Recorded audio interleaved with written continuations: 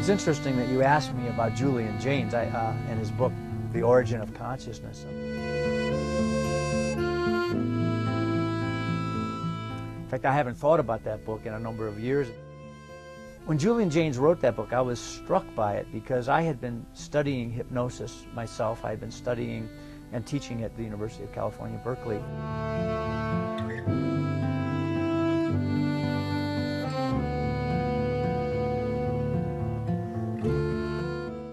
A course for MFCC licensure in hypnosis. And of course, Julian Jaynes' hypothesis in a nutshell is that there was a time when individuals directly communicated with what we might call God.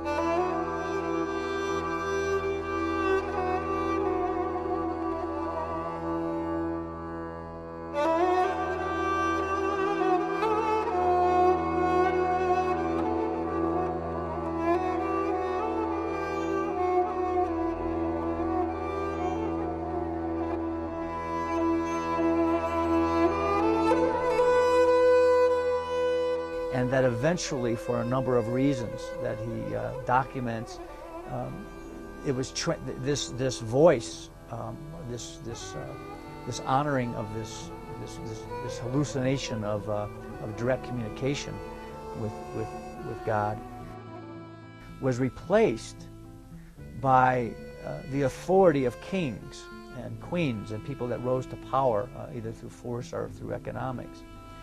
And he makes an interesting case on that. Well, what does that have to do with all of this? I think it's very interesting.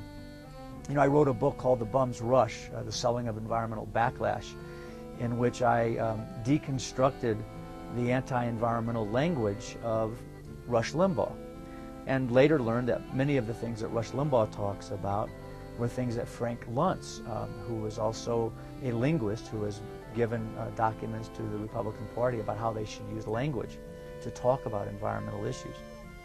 I identify these things as hypnotic strategies.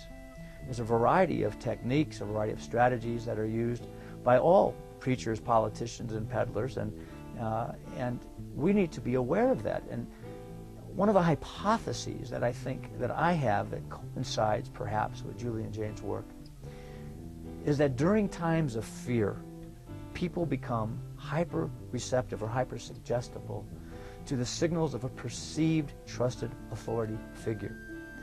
Now, I've done this work in medical emergencies. My book, Prentice Hall book, Patient Communication, talks about how when people are in trauma, that during the first hour post-trauma, a person who projects a sense of authority, like a paramedic, can get that person to elicit spontaneous hypnosis phenomenon like stopping bleeding or reducing blood pressure.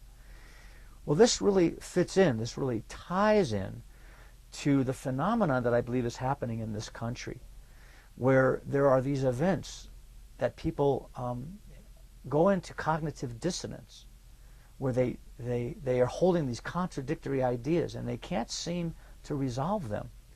The hypnotic effect would explain that.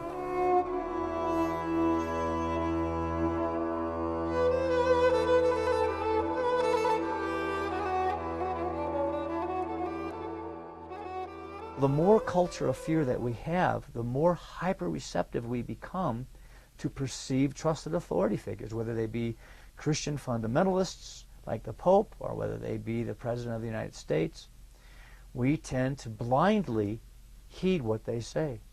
And when you have a corporate-owned newspaper, when you have media that has people like Rush Limbaugh on it, and we have these sound bites that are being redundantly replayed throughout our media, we tend to become, in effect, hypnotized by it. And that's why I believe we hold these cognitive dissonances about global warming, about our behaviors, about what we believe, and why we're not willing to investigate it.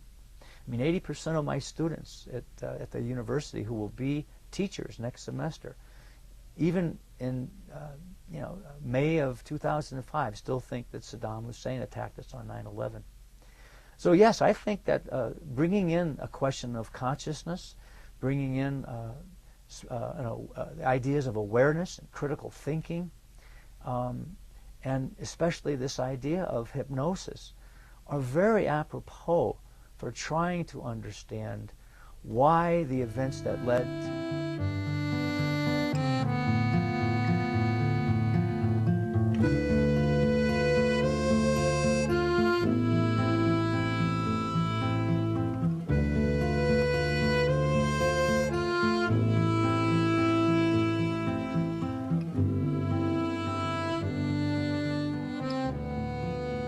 why people are not taking this more seriously.